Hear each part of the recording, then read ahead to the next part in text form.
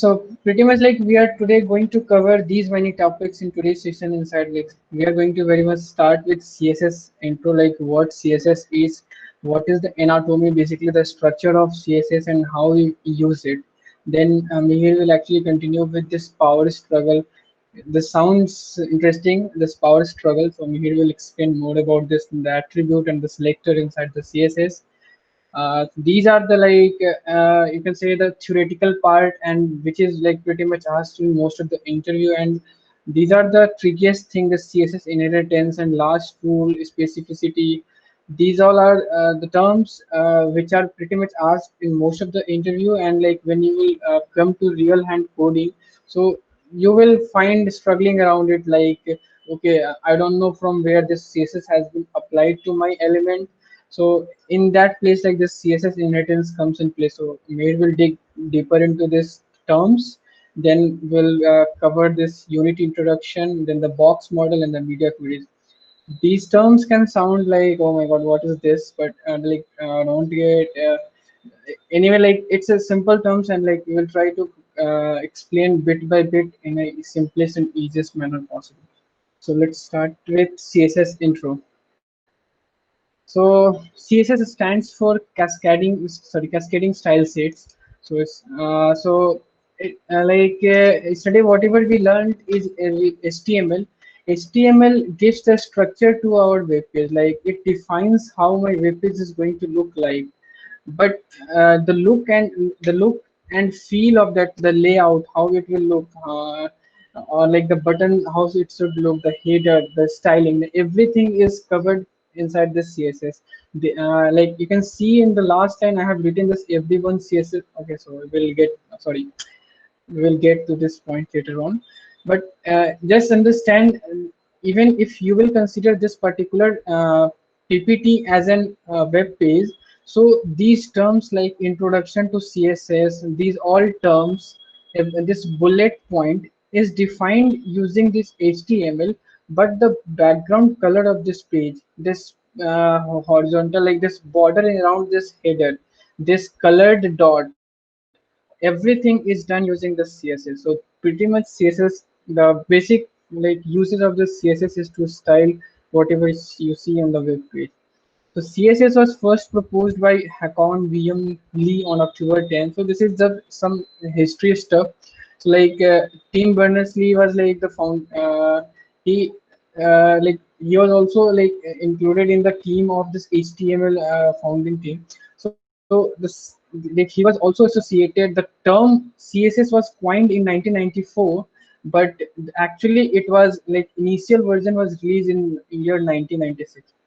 And like interrupt me if I'm going too fast, or like if you miss out some point and want to listen over it again, or like ask me to just stop me in between and like ask me to revise it. So just like this HTML, this CSS is also managed by W3C. uh, and the latest version of CSS which is present in the market is CSS3. Like it was introduced in 1996, and since then, like the third version of CSS is currently in 2020. So you can see the definition. This is the basic definition that CSS describe how HTML elements are to be displayed on screen, paper, or in other media. So yes, the last proverb in here says that everyone's CSS is different. So what we mean by this sentence, like there is no specific rule to this. Like let's say I have to give a margin of like, okay, so basically I want to center this particular header in between. So there are many ways. Like what I can do, I can give a left margin of this many pixel, and I can make this particular in center. Or what I can do, there comes a property called text align center, which can make this header in center. So don't get like overwhelmed by this text center, what this property and all. Just understand like everyone's CSS is different. It depends like how you are planning your code. But yeah, always there is some standard way to maintain so that it looks good, and like even whenever someone reads your code or studies your code. So let's get started with anatomy of CSS. What this anatomy of CSS means, like this in here with this particular slide, I'm trying to explain, like yesterday we talked about this HTML. So the extension of HTML is .html itself.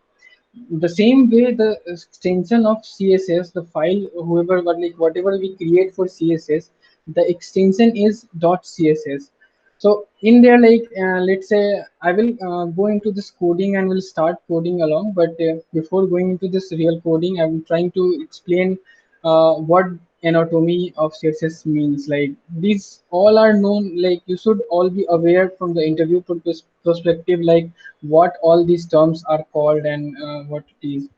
So in any CSS element, like we have a selector. Selector can be like the like p tag, h1 tag, h3 tag, or anything. Like you can define an span tag or division. These all HTML tags are called as selector in CSS. So basically, with this particular anatomy, what I am trying to accomplish, I am selecting, like my selector is this p, and then this you can see this opening curly bracket and this closing curly bracket, and then here is the color property and its value is blue. So you can see by the definition over here, CSS properties and values are enclosed inside this braces.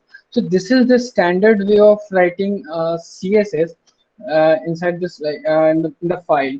So what we actually do, we catch an element, like on what section, on what element, on what tag we have to apply CSS. So in here, I'm in the image, it's demonstrating like we are applying styling on the p tag, on the p tag of my HTML document. So this p is said to be in like terminology, it is called a selector. Then what I'm trying to do, I like whatever paragraph is written, I want to make that as color as blue. So this color is a property. There are n number of properties, like we just can't explain. Like I just read out, but obviously there are major properties we generally use in our day-to-day web development life. There are a lot of properties like height, width, max width, min width, margin, padding, color, background color.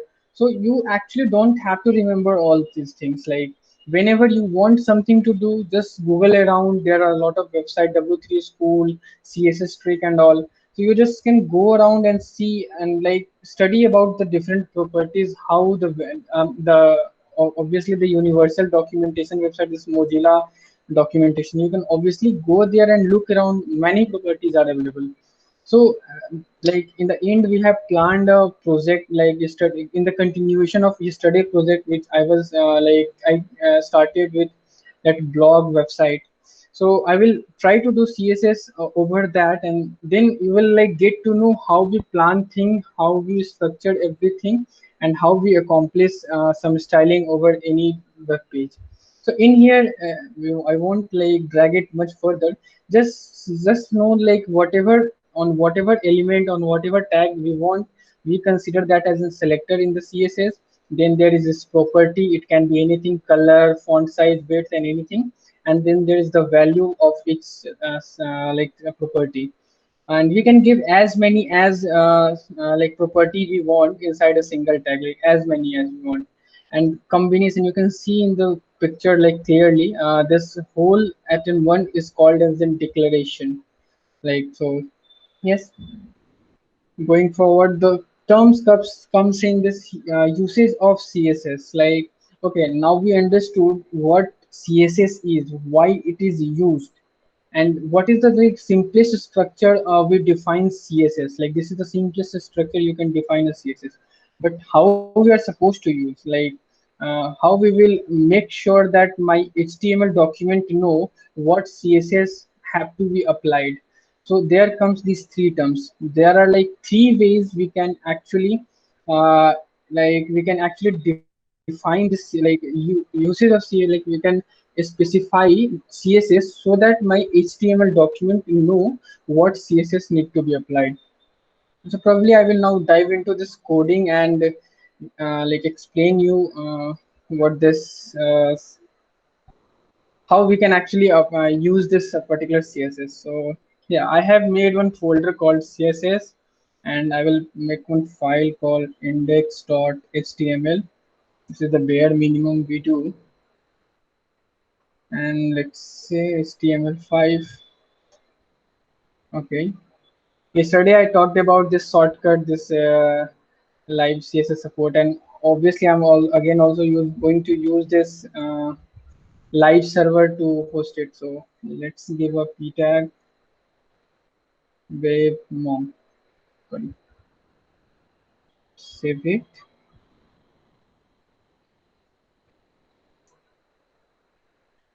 Hmm.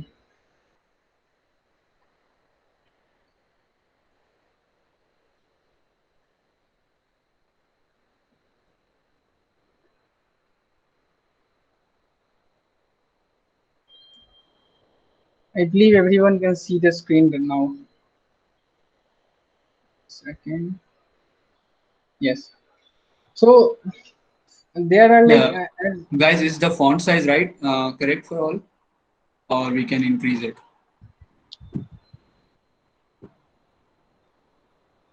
I Uh, guess it is okay. yeah. Okay, great. So you can see there are actually three ways to use this CSS. Okay. So let's. Alok, Mhm. Pratim is saying like, can you increase the font size? So, yeah, please increase a bit. Okay, better now. Yeah, is it better now, Pratim? Okay. Yeah.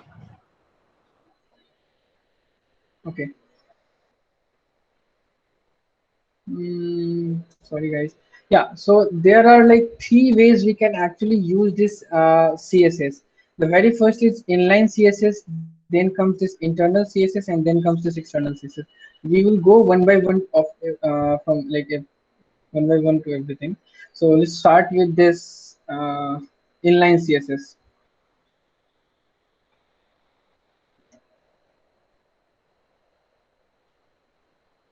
Yes.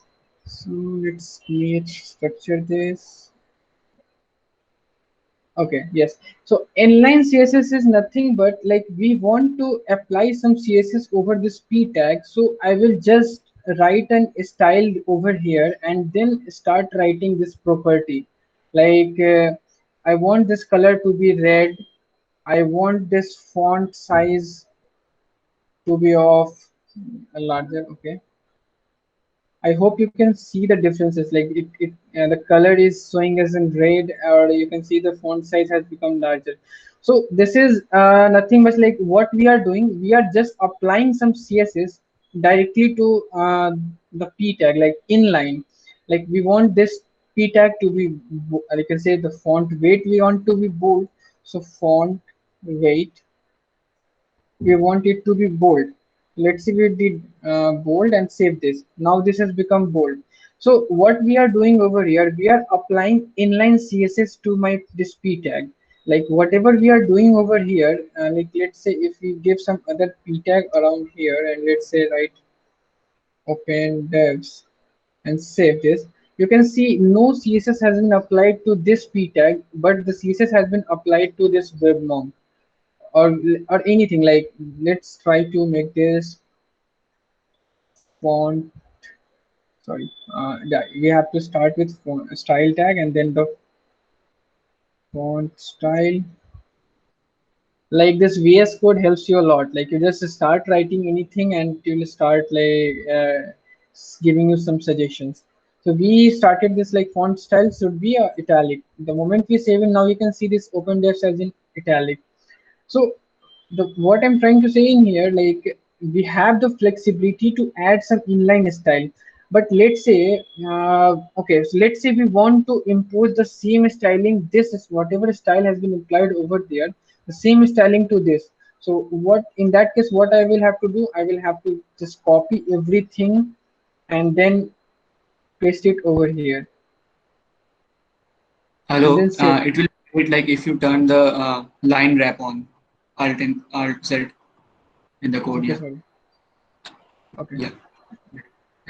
Okay, so you can see this web monk, like since we wanted to apply the same CSS, like the same look and feel for these both the paragraph, but what we had to do, we had to actually rewrite the every code. So like we will go into depth like how we can avoid this, but just for now, what you will understand it as an This is an inline tag, like whatever we are style we are writing will apply to this p tag and only this p tag. So then like this is inline tag, and then comes this other, what is the other? Internal CSS.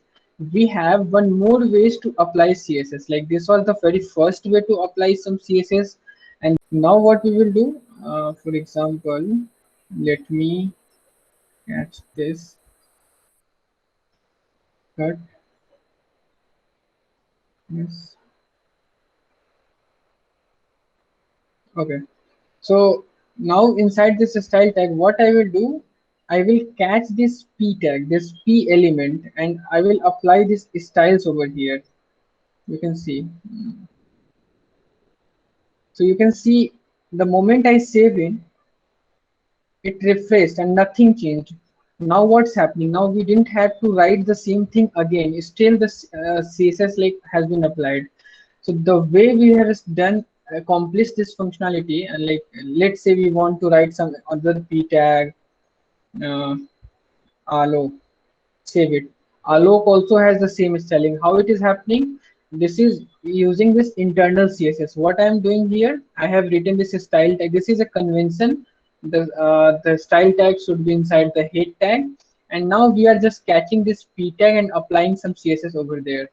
We can do anything like, let's say, h1, sorry, h1, and give some this tag bit.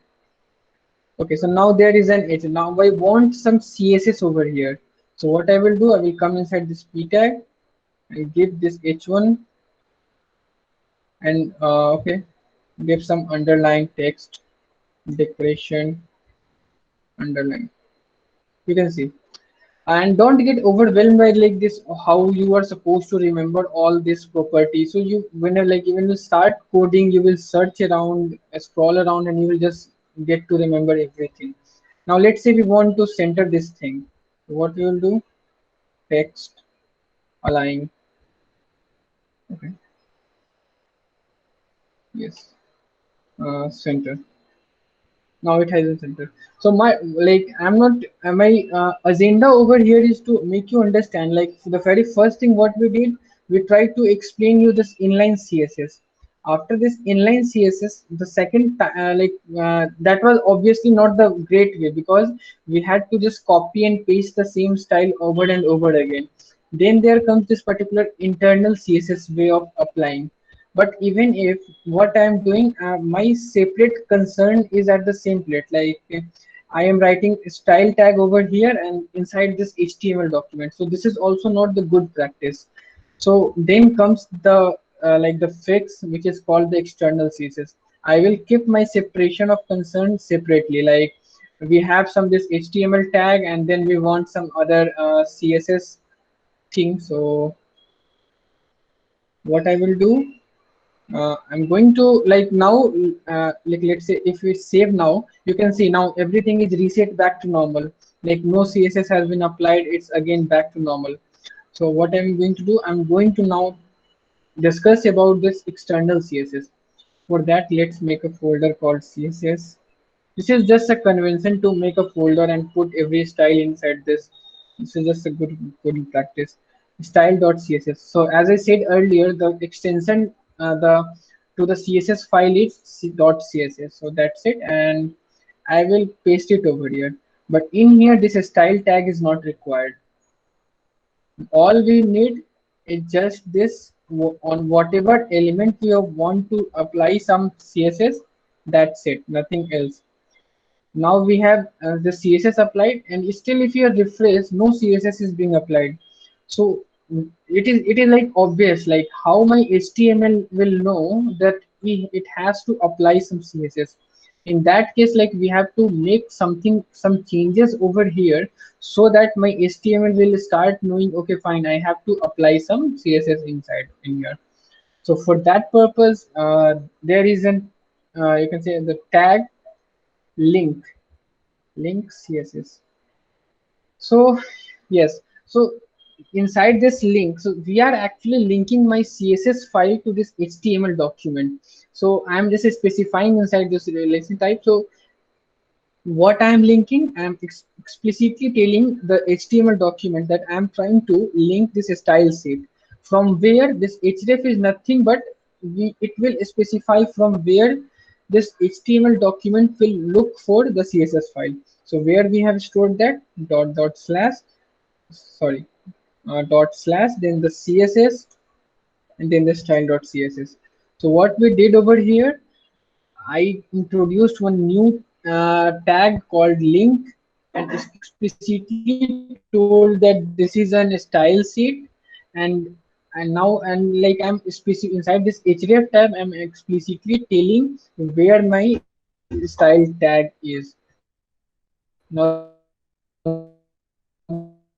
the moment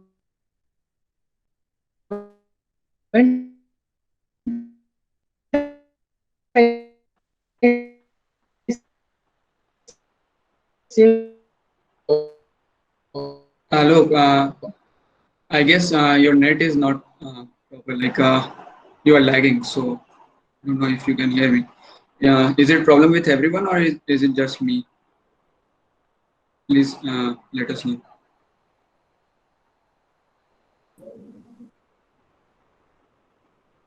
Yes, Tushar. Voice is lagging. Yeah, look.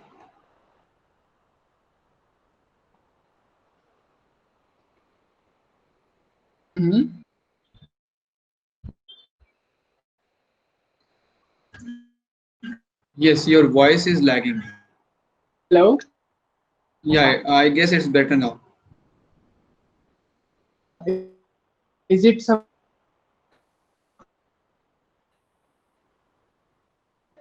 No, Alok, it's still lagging. So, Alok, can you hear me?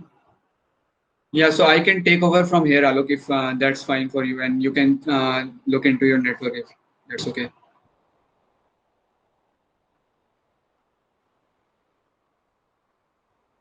Okay, okay, guys. So, yeah, let me share my screen.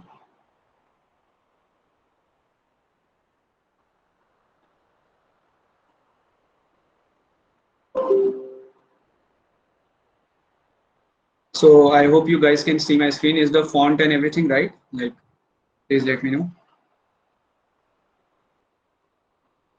Uh, I'm guessing like it's fine. So yeah. So as Alok was saying, like we use a external sheet, like how we can use an external sheet. He has already talked about is using it in the internal in the inline, and now we will look into how we can use a external sheet as a CSS. So I just need to do this, and I already have a file which is up which is in a directory named css named style.css. So I will try to navigate to that. First let me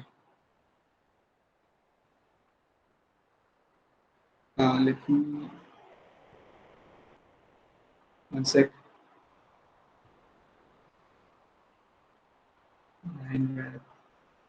Okay, so yeah, let me try to navigate to that css and style.css. So I have linked that CSS file, but I don't have any style in that CSS file. So what I need to do is whatever I mention here, like let's say,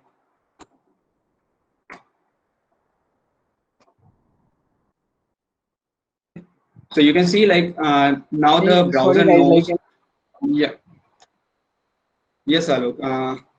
sorry, okay, continue, So continue. I just Sorry for the yeah. interruption. Yeah. Yes, yes. So yeah, so as you can see, like now we are using an external file which is inside a directory CSS named as style.css, and we have linked that file and let the like HTML document know that we are going to use a style sheet which will be present in this folder, and its name is style.css. Uh, I'm trying to like one sec, guys.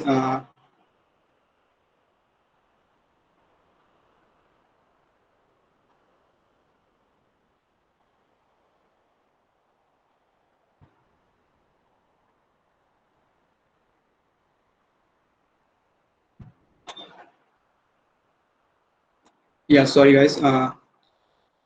I guess I hope you can see my screen now again. So can you guys can see my screen, right? Hello?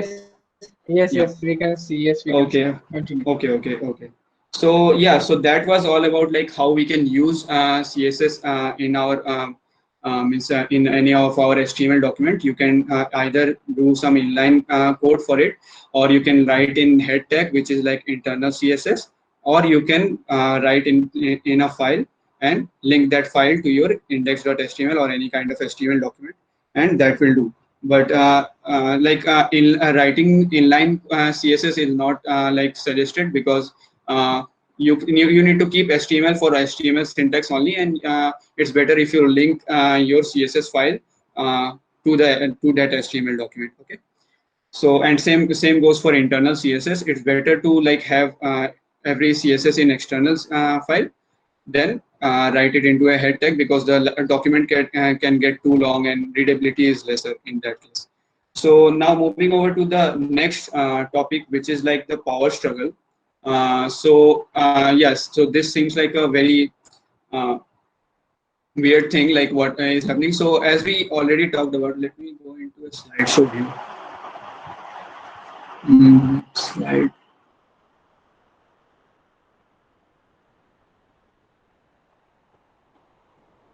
Yeah. So there are like as we just saw, like there are three ways of using CSS, right? Inline way, internal way, and we can use a external CSS, right? So inline CSS, whatever we like write inline, is given a precedence over internal CSS. So what I mean by that, let me show you. So like let's say for now I'm just commenting out this line. Let's forget about this, and I'm writing a style here. So yeah, so whatever yeah, so first let me write some style here, inline CSS, as we talked about that, and I am writing color red. And now I will write some style here for h1 tag, and its color I will do blue. So now I'll save it, and as you can see, like means I have style here. This is called internal CSS, and I have style here, which is inline CSS. But the inline CSS has more precedence, means it's of more priority to a browser than what we are giving in this means internal CSS, right? And then that follows like upwards. So if now if I write something here, like I let's say in the file that I already had, if I do yellow here, and I have this in the external CSS file, and if I comment, if I remove this line and comment out this one, so you can see like now internal CSS is taking a priority over external CSS, which we had here. So this is what the power struggle means about CSS. The closer the style is to your element is what will be applied to your element. So, but yeah, that doesn't mean that you this is the best way to include inline CSS everywhere in every tags. It's just that browser parses every element, and it looks into the CSS file and it links it that way. So when browser is parsing this HTML document, so what happened is like it went into this line, it looked into this CSS document, and it loaded everything, right? Then what happened is it looked into this line and it parsed it after that. So how CSS is parsed is from top to bottom, and browser combines each of those CSS styles into one single, like a whole big document, right? So this style came later in that document. So this has more power over whatever external CSS we had. And then when we put a inline CSS here, then what browser does is like then when it parsing it means it's falling down. So it's seeing like, okay, in the S1 tag you are putting some inline CSS color red. So now it knows like the latest instruction is to do H1 as the color red. So this is what we mean by power struggle. I hope that is clear to you. So any questions, like you can ask in the chat, and Alok is there to clear it anytime. So yeah, moving over to the next thing. So this is like now coming to like CSS selector. So you already have seen this means you already have seen the element selector. The way we use this, we use the name of the tag that we are using and we are putting styles on it, right? So this is what means element selector means. But we also have two attribute selectors, which are class and ID. And there are other kinds of selector also. You can select a CSS, apply a CSS using role and most kind of things. Like you can select using any kind of attribute. But mostly we use class and ID selector. So let me go over like what class and ID selector here means. So uh, for now, let's remove this, and from this point onward, we will be coding in a external file only. So because this is not recommended. So I'm bringing back my file. Let me provide a comment here. CSS selector. Good. Now let me put some selectors here. So this is heading. So this ID is an attribute. It's a unique attribute, and in a document, only one element can have a ID heading. So this you need to make sure that in a document, only one element has a ID of heading. Okay. So yeah. So now I will show you like how we can use class selector. So like let's say I have this. I have some text here. So what I will do is. uh, So now the class can be multiple. So in the scenarios when you need to apply your styling to various elements, instead of if you are selecting in CSS through the ID. So as I said, like there should be only one element in the whole HTML document whose name should be heading. Okay, sorry, whose ID should be heading. So, but if you need to have a case where you want to apply to two different or many kinds of different elements of same type, so in that case, you use class. So let's see how we do that. So yeah, so again, I have two elements with class attributes and one element with ID attribute. And now finally, let's have a normal element with some text, which we will select using its name, element name. Okay. So in coming here, like okay. So now let's put some styling on the heading tag. Sorry, heading ID that we had. So color.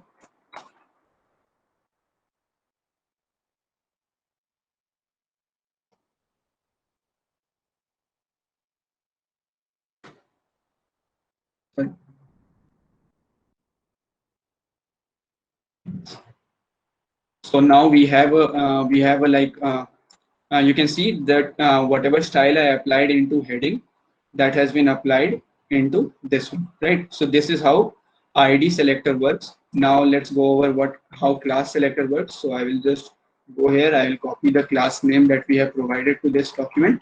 I'll bring it here, and then we can apply any kind of style to this. So let's say this will be in yellow, and our font size will be 20 pixel. Okay. So now, yeah, 20 pixel is, and this font doesn't look good. I guess you cannot see like this. So yeah. So as you can see, we had paragraph class in two elements, right? P class P element has these two had pre paragraph class into that. So that's why both of them has the same style that I applied using the class selector, right? So now I will select a element by its name. So this is the third element that we put into our HTML document, and we can select it by its name. Okay. So let's see how it is done. So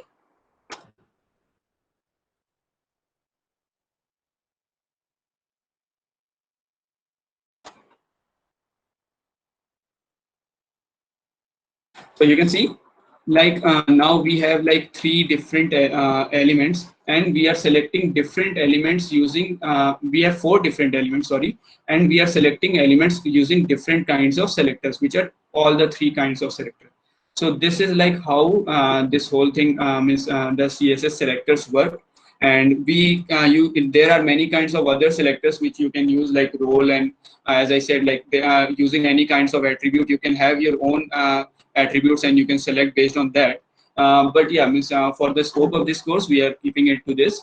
Now moving to next thing, like so yeah. So now the other thing is you can combine different CSS selector together. So how we do that, we will see. Let's jump into the code. Yeah, so you can come. Okay.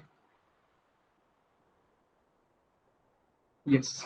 So what I will do is I will comment all this out, because this will conflict to further code which I will write. So like let's comment this out and everything is back to normal. Now what I will do is like we already have a heading tag. We already okay. So let me just read again so that it's better for you. And we will comment all this out later. So we need to comment this out also, because the document will get too long. And so yeah. So now we have something like this, and this will be about combination of different selector code. Okay. So now let me remove this paragraphs. Let me remove this span. We already have one heading tag, and let me. So now what I will do is I will create one parent element, as we already talked about yesterday. This will any element that contains another element. Though so this is a parent element, and whatever p I am putting inside this will be the child of the parent element. Okay, so this is something to keep in mind about CSS. There are many properties which take reference from child element and parent element, go back and forth. So yeah. So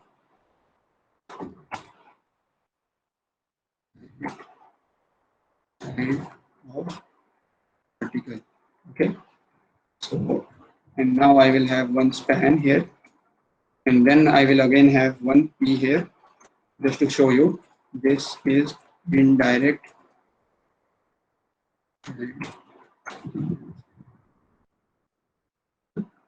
Or you can say this is like grand chart. So yeah.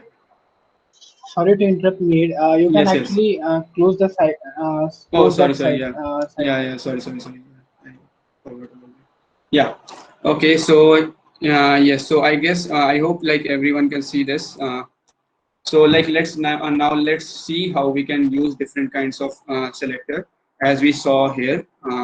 You can see there is one child selector, there is one element with class selector. There are like you can select different different select by using different combination of selectors, and there are different syntax you can use to select. So like let's see in code. Yeah. So I will save this. I will save this, and then I will come here. Article. Let's put a font size of like 20 pixel on it. Okay. So we have all the p tags, all the span tags that we have right now has the 20 pixel size. We can verify that by inspecting this, and you can see. Yes, you can see the font size article in the article through, because this is inherited. So the font size is 20 pixels. So it is inherited from the article, and same goes for the span element, and same goes for the p element inside that span element. Okay. So this is how it is. But we can. What if I want to only apply to direct childs? Like I don't want span means whatever means I don't want grandchilds or those kinds of thing. Means I just want to apply some CSS to direct child. So what I will do is I will just do one more thing here.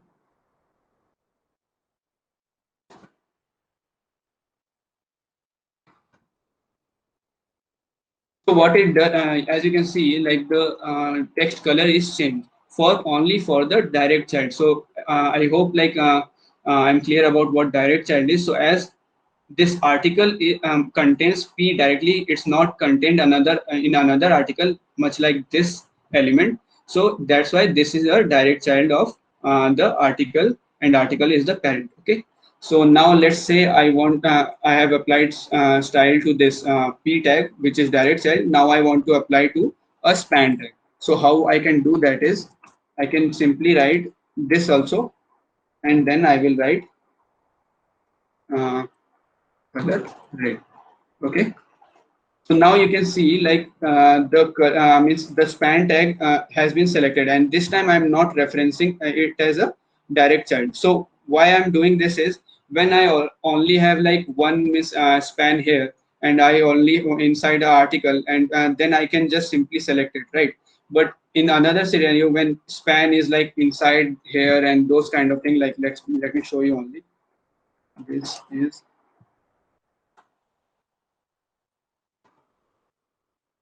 so you can see like it is applied to the inside span also because of this syntax. Because I am not saying like to apply to direct child. I am saying whatever span is there in the article tag, whatever span you find in the article tag, just apply. Just apply color red to that span element. But if I do it like this, and you will okay. One sec.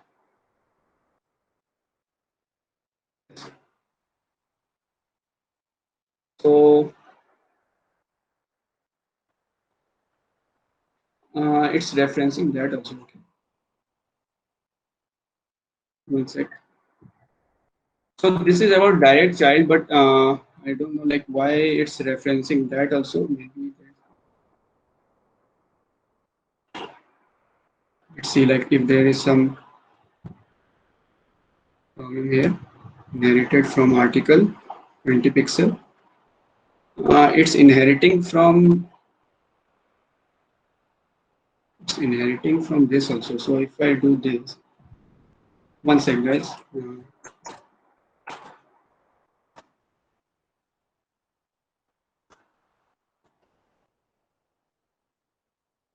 Okay, so why is it? So I guess there is some error in my understanding, or so it should apply to a direct element, but I guess there is some error that I have done while going over it. So yeah, so basically it applies to every other child, means whatever child it finds inside your whole element. So in article, it found that one span is there, which is a child element, and then article also have span as its child. This span also as its child. So if I remove this, so all of these are its child. So they are applied with this type. But if I do this, like let's say but you saw in this case, this was not this was direct child of article, but this was not a direct child of article. So that's why this this text p was not applied with the color red. So if I remove this, so you can see like the p has lost the color. This is indirect child of article, so this element has lost the color. So that is how it works. So and apart from that, we can select means the tags using different kinds of other selectors also. Like you can have some class, and inside that class we can select, like let's say I put a class here named as colored. Okay, and let me bring up that. So I have a class there in the article, and I'm writing color to that, and I will just do colored.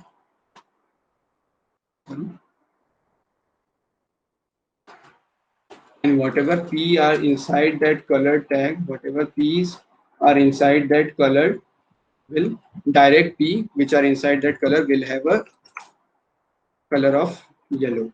Okay, so you can see this was for the direct child, but if I remove this, this goes for the every kind of child that are present in the article tag. So this P and this P both have the color yellow. Okay, so you can select it this way. You can use this for the child, and you can reference. You can reference by name. You can reference by ID. You can reference by class, or you can reference by element name directly. Okay, so yeah, so now let's move on, and now we will look into like the inheritance of CSS. Okay, and the last rule, what is a property of last rule, and specificity. So this is a very means important topic, specificity, because many times you don't know like where your CSS style is coming from. So to get that, like to understand like what is happening, you need to know the combination of all these three. So inheritance, last rule, and specificity. So let's go over them one by one. So is there any questions up to this point, up till this point?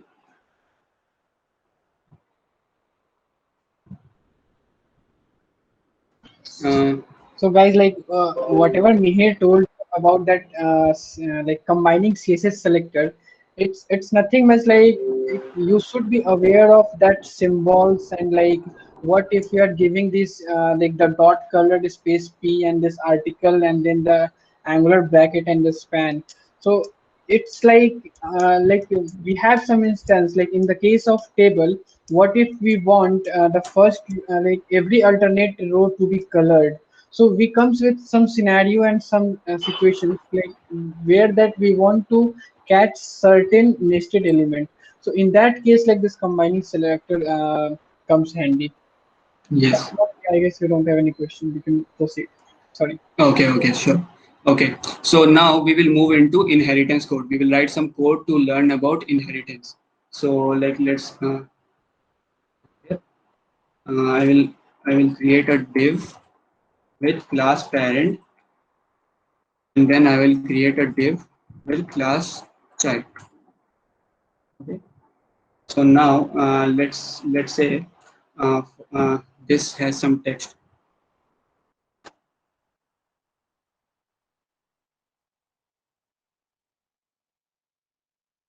So yeah.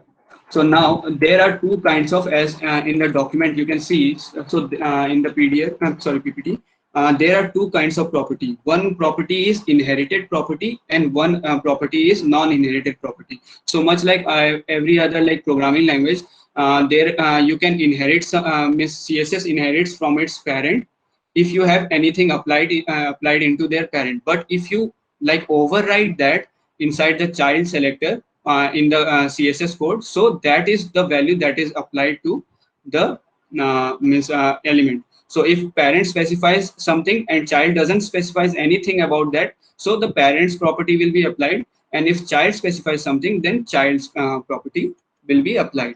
Okay, so like let's see that in action. Let me comment out this code for now. You can comment out this also for this. And let me put a comment here.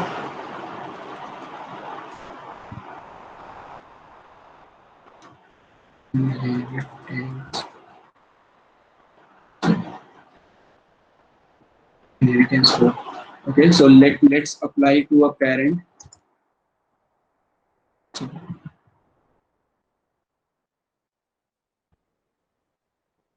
font size of 30 pixel.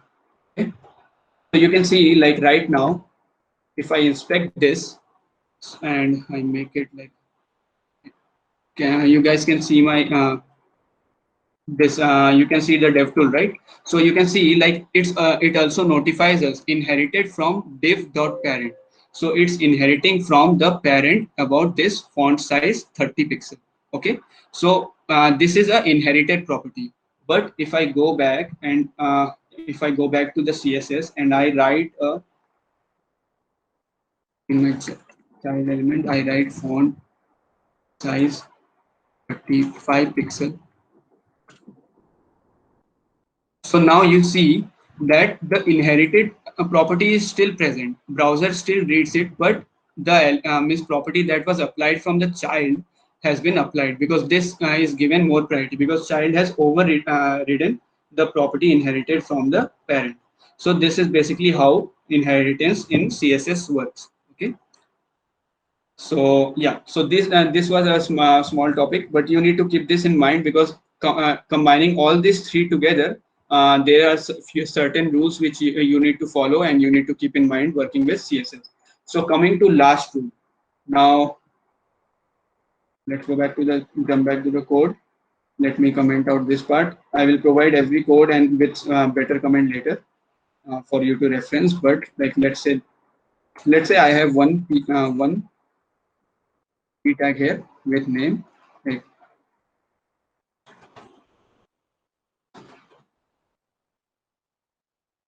so yeah, so now I have a p tag with this name. Okay, sorry, with this content. Sorry. So now I will apply a CSS to it. Like let's say I have put a color blue and it works as normal as expected. Like let's inspect that. So you can see like the color is blue. Now if what happens, like maybe there is some code, like let me pick up this code from here for just for reference. This can be like, there can be like 1,000 lines of code in between, and I'm just replicating that kind of thing. So there can be many things, or this can come from a different document also. But just to make it simple, so if I write red here, so you see the property which came later has been applied over the property which was mentioned earlier. And browser reads all this sequentially. Browser reads CSS line by line. So it read about the color blue, and then it read about the color red, whatever it can come after thousands of lines, but still like it read about color red after color blue. So it has applied that, but still you can see in the def view, it's still mentioned there, right? So, but whatever comes later has more means priority over whatever came before. So this is what last rule means, that CSS is processed by browser from top to bottom. And if we mention any selector twice or even more than that, if I mention it more than twice, the same thing will happen. Like let's say I mention it again.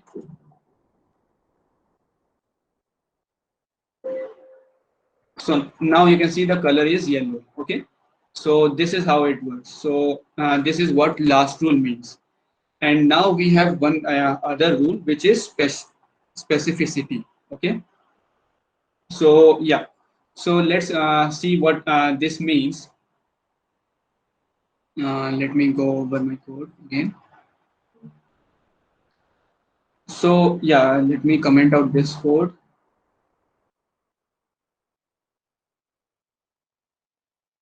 I'll provide a better comment later.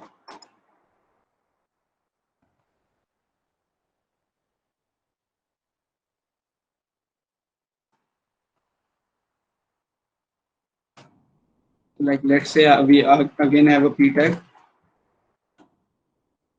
and this p tag has a class something. This p tag also has a ID paragraph, and this p tag has its own name, right? So as I said, like this can conflict, means you can think like this conflicts whatever I told you, but bear with me and I'll show like what is happening. So let's save this. So we have a element here now, and where is it, where the yellow color is coming from? Yeah, I haven't saved that. So yeah, so now let's say I mention the whatever I write here.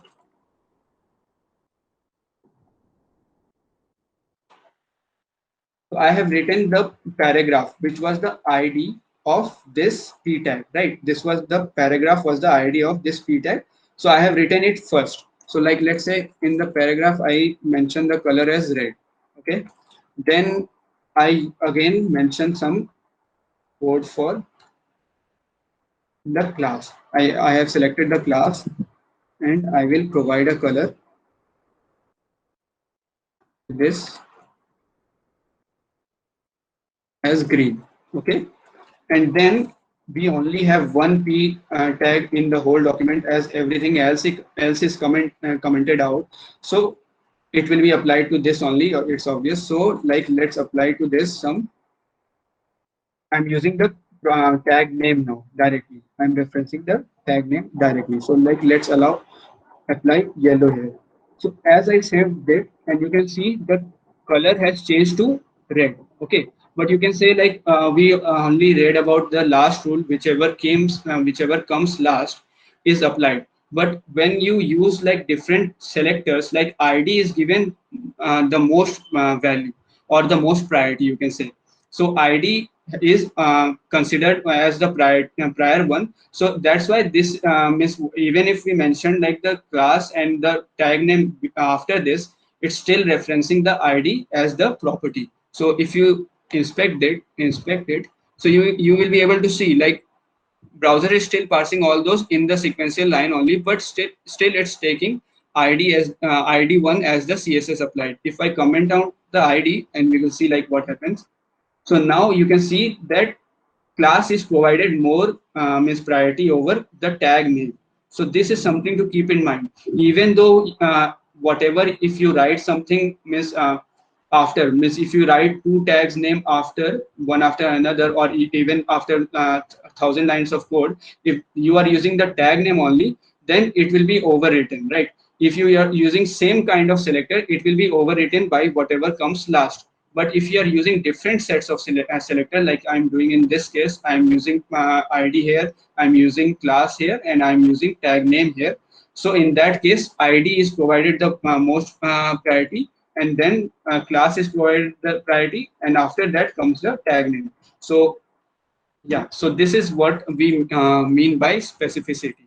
So we combining all of this: inheritance, last rule, and specificity. These are three rules which you need to take care in the CSS.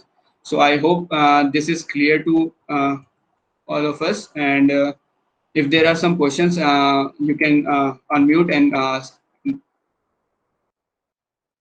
so because this is an important topic, and means this is one of the most important topic in CSS. Like when you are working with bigger code, like much bigger codes, so you will be very confused, like why this style is applied and being applied, and why that style is not being applied. If you are writing something in a real world scenario, we also get confused sometimes. Like we write some code in a file, and we still see that that is not being applied.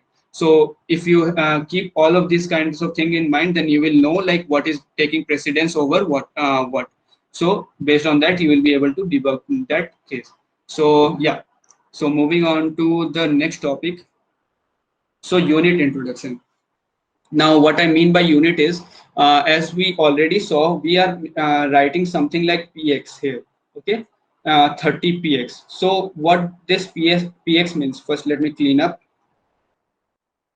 everything.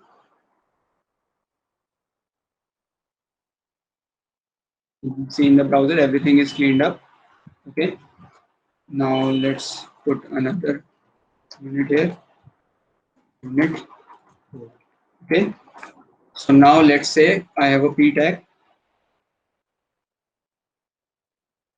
whatever again, and I have a class for this something. Okay, so like let me select this, and I will come here and I will put this something, and this will have a font size of 20 pixel. Okay, so what I mean by px is, and if I save this one also, so we have whatever here with 20 pixel size. So what pixel px means is pixel. So what pixel means is a single dot in your, broadly speaking, it's a single dot in your display. So means your display is means made up of many dots, right? So a pixel means a single dot. So your display can have more pixel than mine one, or you can have lesser. So based on that, browser calculates, and it's an absolute value. You can increase the this, and you can decrease this, but sorry, you can increase the browser font size. Like let me show you. uh,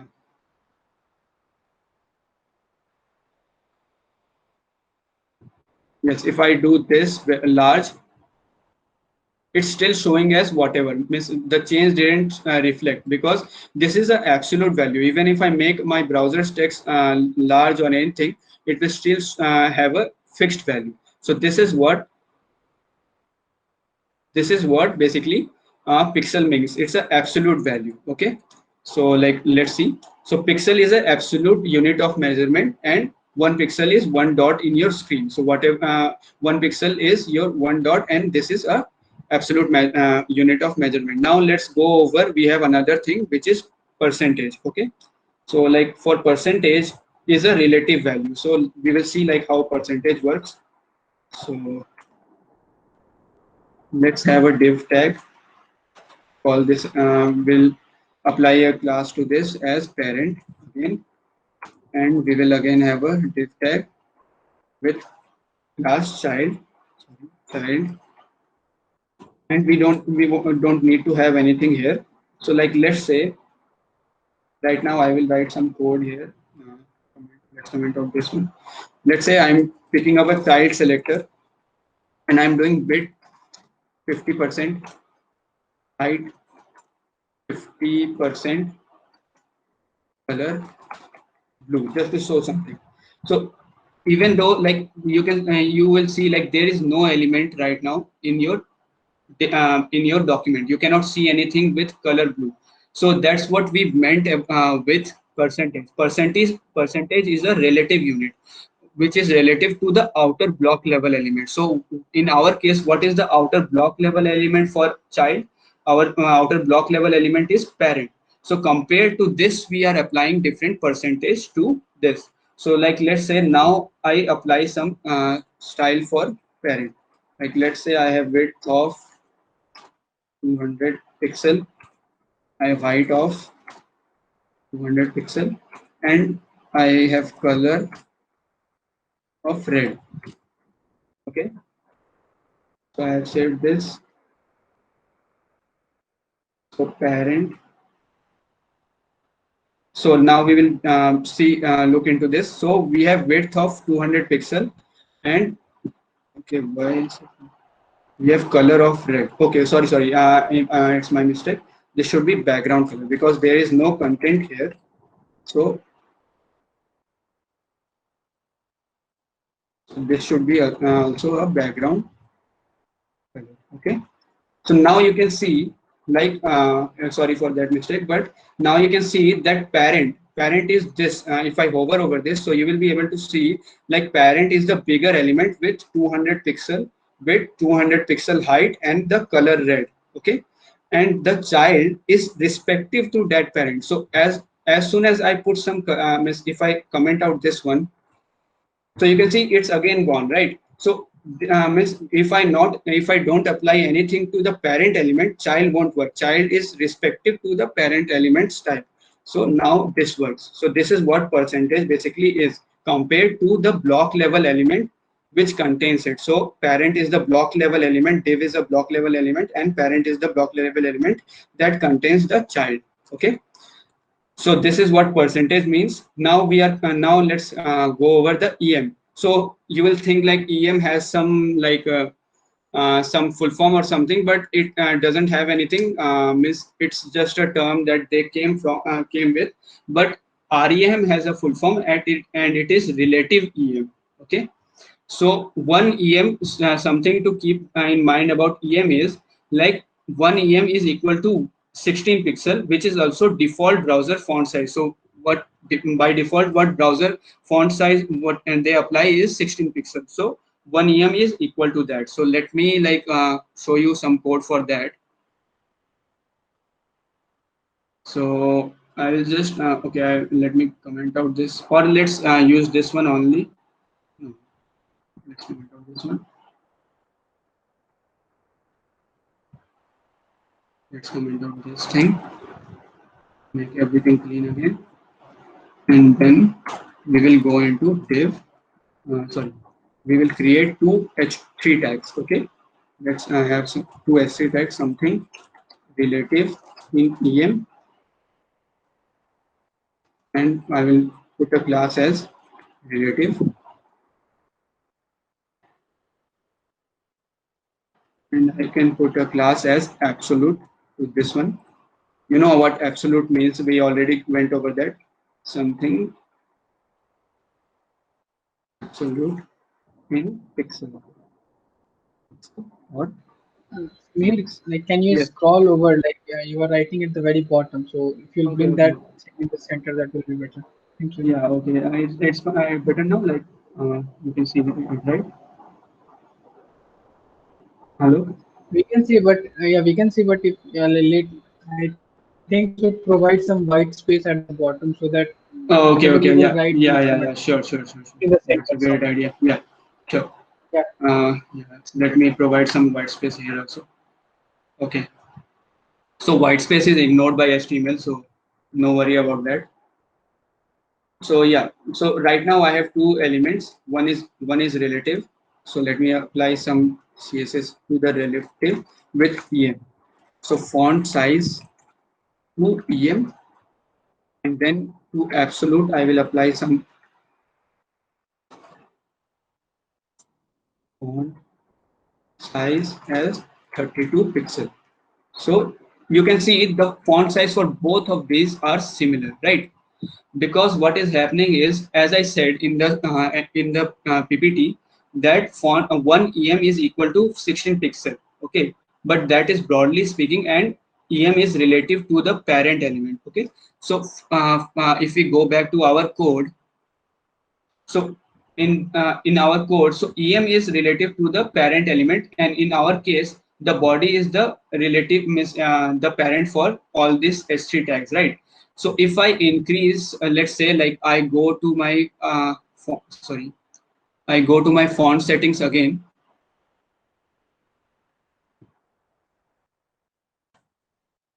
and I do something like very small. So you will be able to see, like you can see, like as I means this was relative, right? So as I said, absolute will keep the same value. So we have an absolute value for this, which is 32 pixel.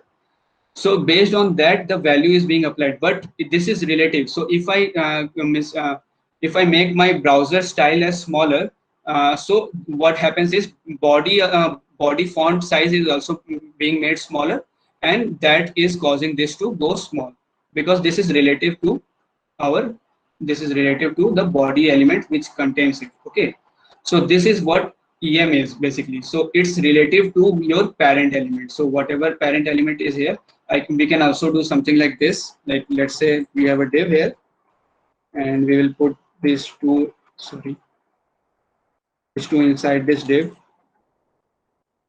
and then what I will do is I will put a font size to this div, 20 pixel. So now you can see that I have applied 20 pixel. I have overwritten whatever means font size the browser was applying. I have overwritten that, and now it's EM is taking in respect of that. Like EM is working in respect of the div font size that I am providing. If I do 16 here, you will be able to see like it, and both of them became the same. So even though browser font size is smaller, I have made it 16. And as I told you that one em is equal to whatever default browser size is, which is 16 pixel by default. So that's why both of them became the similar thing. So this is how like the em works. So it's respective to the whatever is the parent of that. Okay, now let's move over to what rem means. Okay, so in rem I will just do put r here and save it. So now how REM works is REM don't this REM is called as relative, but you will think like this is relative to, based on its name, it's relative to whatever parent is here. But no, REM is relative to the root. So you can remember it as root related to root EM. Okay. So even though I have you saw like in EM case, if I put 16 here, the font size became similar because I have overwritten the font size of browser using this. But when I do REM here, so because this is taking this is ignoring this style, REM ignores whatever means parent element contains it. It's directly going to taking the CMS font size applied from our browser. So this is something to take care about when we are using REM and EM. EM is respective to the parent element of any child element that are there, and REM is respective to the root element. And in this case, in any case, our root is the browser, whatever style the browser is applying. Okay. So if I go back to medium again, so you can see like everything is similar, because what I did is, now the browser style is also 16 pixel, right? By default browser is also 16 pixel. So this is 2 into 16 pixel, which is 32 pixels. So both of these are similar. Okay. So I hope that clears your understanding of EM, REM, pixel and percentage. So now moving on. So now moving on, we have box model. So what a box model means, like we will see.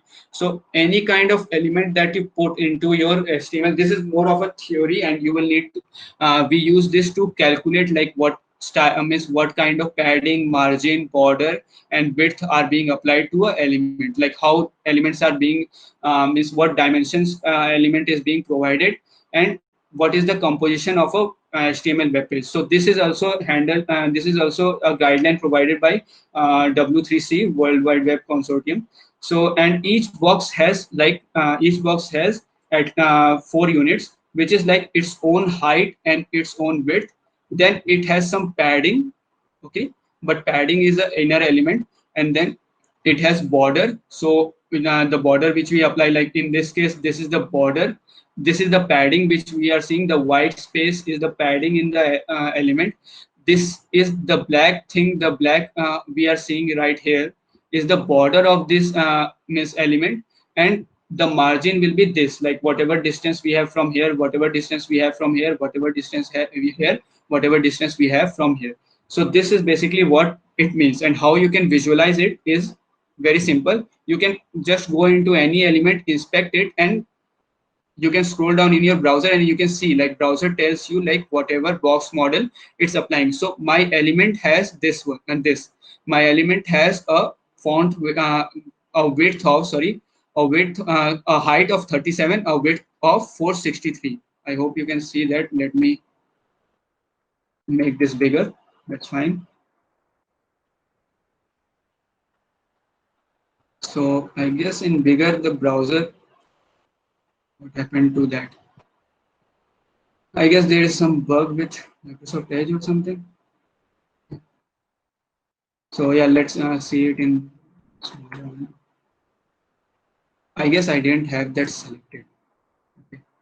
Now selecting it again. Let's select this element and see. Okay, okay, yeah, sorry, yeah, it was my fault. It got unselected when I changed the font size of this dev tool.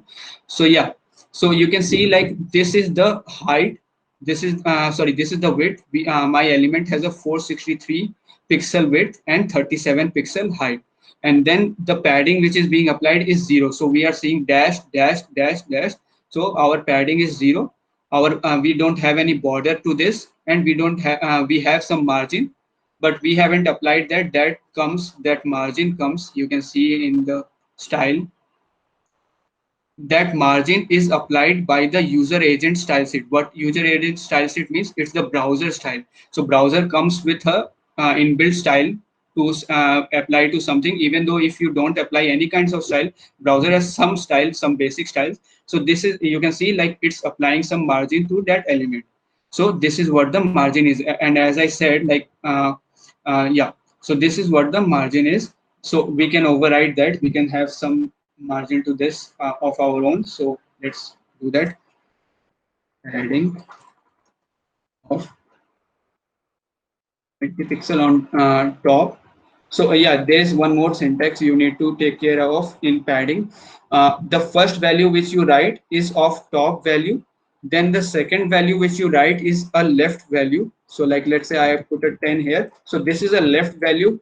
Then the third value which you are writing, like let's do 15 here, is a bottom value. And then the other value, the fourth value which you are writing will be a right value. So it goes in a clockwise circle. Okay. So like, let's save this, and we can inspect this, and we will be able, we can inspect the div element, and we will be able to see this. So as I said, the 20 is of the top. So the first value was the top value. The 10 was the left side value. So the left side padding is 10. The 15 is the bottom value. So 15 is the bottom padding, and 25 is the padding on the right side. So you can see that, and browser will highlight this and show you in this way. So as you can see, like in green, it's highlighting in my HTML document. Okay, and you can make this. There are shorthands available. So if I write this one, and let's save this and see what happens. So you can see like the first value is top and bottom, and the second value becomes the left and right. So you can see that 20 is applied. 20 is applied to the top and top and bottom, and 10 is applied to both sides. Okay, so this is how it works, and this same goes for the margin. So I can apply some margin to this element, 20 pixel, 10 pixel. So now you see like there are margin also, and same way you can write 4 values, and those will be like that. Okay, so this is what the box model is, and based on that you can calculate what space any kind and what dimension any of your element in your browser has. And if you are making some layout which you need in certain scenarios, you will be asked to make a layout which will be pixel perfect. So what pixel perfect means is if your designer tells you like I want this here only and this like this only, like completely like this. So in that case you need to do much calculation, like how much pad, how much distance is between here, how much distance is between here, and those kinds of things. So this is what it means basically. Now moving over to media query, this is something I guess yeah. So let's see some basic code of what media query means. So media query is for responsive CSS, basically for responsive, but it has much more purpose than that. Media query can be used to only show something in a screen, or only show something in a print, like when you're doing Control P in your browser, or only show something when your orientation is portrait. So media query is for those purposes, and you can write max weight, min weight. You can specify different values for it, and let's see like how it works. Okay, sorry. So let's see how it works. So like let's say I have a div, and that div has a class of media only, and what I will do is here I will do media, and I will provide a width to it of 400 pixel. Okay, and a background color of red. Okay,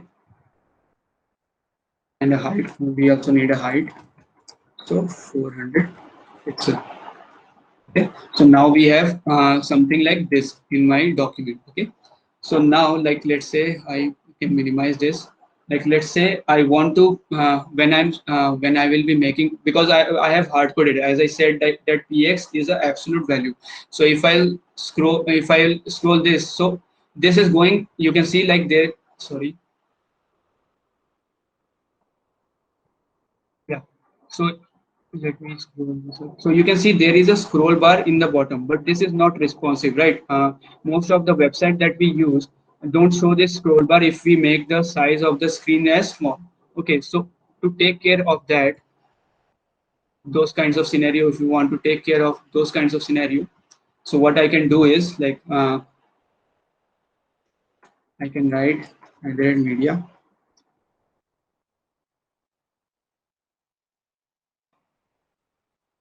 Okay, I can write added media screen, and so what I'm saying here is only make this visible only for screen. So if you will do a Control P, means if you will try to print this, it won't be available to us. So sorry, max width of lesser than 400 pixel. Okay. So the media query syntax is a little bit different. So inside this, you are putting something inside. So in the media syntax, then you put a inside it. So this is a little bit different syntax from whatever we have been seeing. So what essentially what you are doing is you are putting inside a curly braces, you are putting again some CSS tags or class or anything like that. You can do that. Okay. So like let's say Sorry. So add a div.